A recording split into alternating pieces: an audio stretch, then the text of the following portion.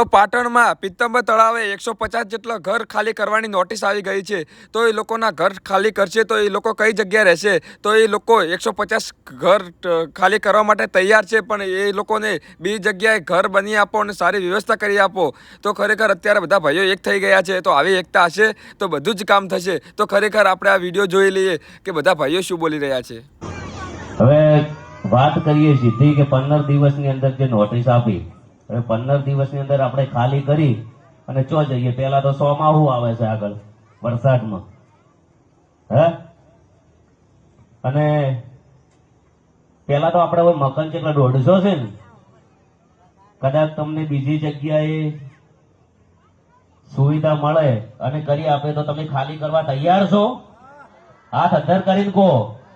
આ સોશિયલ મીડિયાના દ્વારાથી એક રજૂઆત છે, તો સરકારની પણ અમારે અપીલ છે, એક નમ્ર વિનંતી છે કે તમે જે ખાલી કરાવો એ ખાલી કરવા લોકો તૈયાર છે, પણ ખાલી કરતા પહેલા એમને સારી સુવિધા ને સારી સગવડ કરી આપો।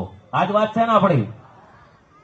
હા, અને બીજું તો ખાસ જણાવું કે એકતા રાખવી પડશે હંમેશ માટે, કેમ કે અત્યારે તો જે પોતે સુરક્ષિત હોય પોતે વ્યવસ્થિત નથી, એટલે વધારે તો કોઈ કહેતા નથી। અમે હંમેશા માટે તમારા ભેળા રહેવું અને આયા બધા ભેળા રહેવો ને ભાઈ ઠેડ હોતે।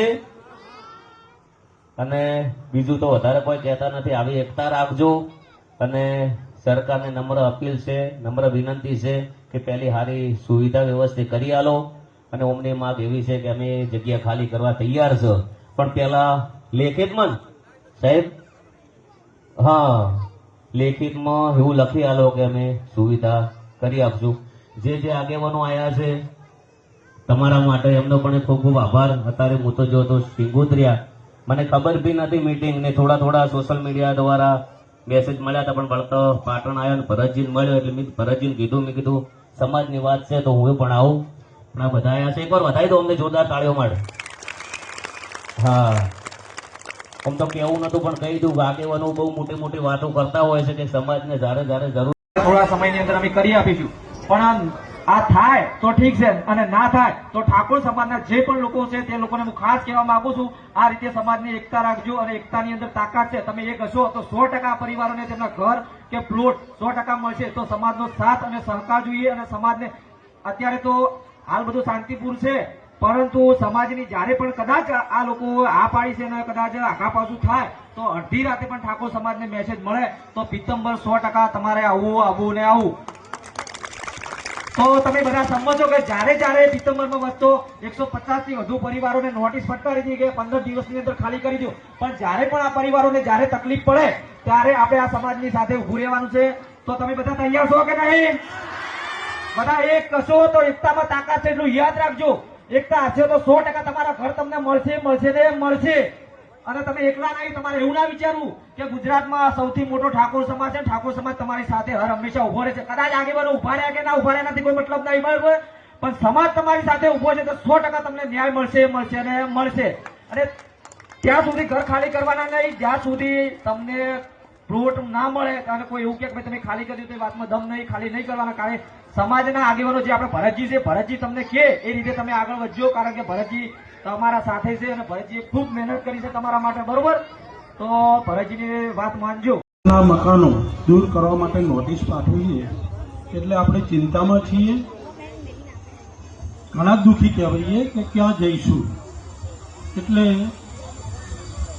મનથી જોગમાયાની જય બોલજો, આપણા વારે આવે અને આપણે સફળ થઈએ અને સમાજના અને અન્ય જ્ઞાતિના જે આપણને અહીં મદદ કરવા માટે, આપણો બચાવ કરવા માટે આવ્યા છે, એમને જોગમાયા શક્તિ આપે। બોલો જોગમાયાની, સદારામ બાપાની।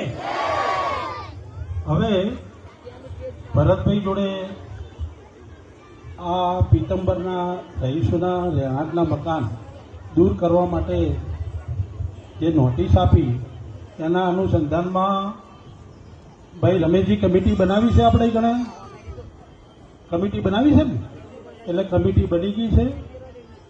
એટલે શું કાર્યવાહી થાય એ કમિટીના સભ્યોની અહીં જાહેરાત કરજો, એટલે તમને બધાને ખ્યાલ આવે। હવે જે કંઈ કાર્યવાહી કરવાની થાય છે એમાં ભરતભાઈ જે કહ્યું એ પ્રમાણે આપણે સફળ થઈએ છીએ. વધુમાં પીતંબર વાસી રહીશોનો આભાર માનું તો આપણે થાય કે કેમ આભાર માનું છું. ખરેખર આવી એકતા હોય તો ગમે તેવી મુસીબત હોય તો સફળતા મળે ને મળે. અને એકતા માટે અમે ઉત્સાહમાં આવી જઈએ. જે કરવું પડે તે કાયદાકીય લડત આપવા માટે આપણી એકતા હોય તો અમને બળ પૂરું પડે. હવે બીજી જગ્યાએ ઘણી જગ્યાએ ખાલી કરવામાં આવે છે, એ લોકોને વૈકલ્પિક જગ્યા આપી દીધી છે, તો અમને કેમ નહીં આપી શકે? કેમ આપણને ના આપી શકે? તો આપણને આપવી જોઈએ. બરાબર? સાચી વાત કે ખોટી વાત? તો પછી આપણે આપણા હક માટે લડીશું અને આપણને પણ સરકાર આપણને ઘર આપે એવી સરકારને આપણે માંગ કરીશું. અને ઘર વિહોણા કરી દે તો આપણે ક્યાં જઈને રહીશું અને આ બાળકોને બધાનું ભવિષ્ય શું?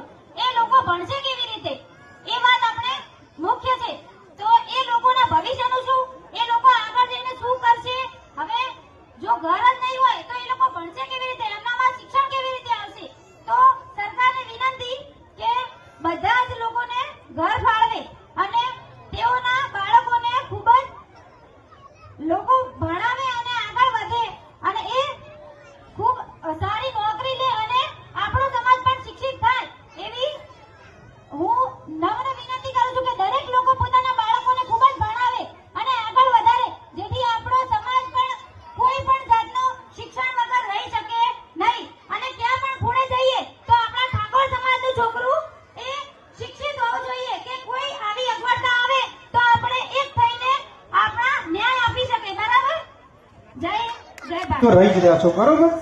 હવે સરકારે તમને એવી નોટિસ આપી કે ભાઈ આ જગ્યા સરકારની છે અને તમે અહીંયા આગળ ગેરકાયદેસર બિનઅધિકૃત રહી રહ્યા છો અને એટલા માટે જગ્યા ખાલી કરો. 15 દિવસનો સમય આપ્યો, બરોબર? હવે સૌથી પહેલો પ્રશ્ન તમને એ થવો જોઈએ કે સરકાર એટલે શું? સરકાર એટલે કોઈ મંત્રી, કોઈ ધારાસભ્ય, કોઈ સાંસદ ના થાય. સરકાર ભારતની કે ગુજરાતની જે સરકાર ને તમારા મારા અને આપણા લીધે બનેલી છે. એટલે આપણે પણ સરકાર છીએ, આપણે સરકારના ભાગ છીએ. અને આ જગ્યા જો સરકારની સંપત્તિ હોય તો એના અંદર આપણો પણ એટલો જ હક થાય. અહીંયા આગળ આપણે રહેવાનું ચાલુ કર્યું તો આપણને કઈ મજા નથી આવતી. આપણા જોડે કોઈ વૈકલ્પિક વ્યવસ્થા નથી, પોતાની જમીન નથી, આપણા જોડે પોતાના બાળકોનું ભરણ પોષણ કરવા માટે ઘર નહોતું, એટલા માટે આપણી સરકારી જમીન ઉપર ઘર બનાવ્યું. એવું તો નતું કે આપણે 10 વીઘા 20 વીઘા ઘેર પડી રહી હતી ને અહીંયા આગળ આવીને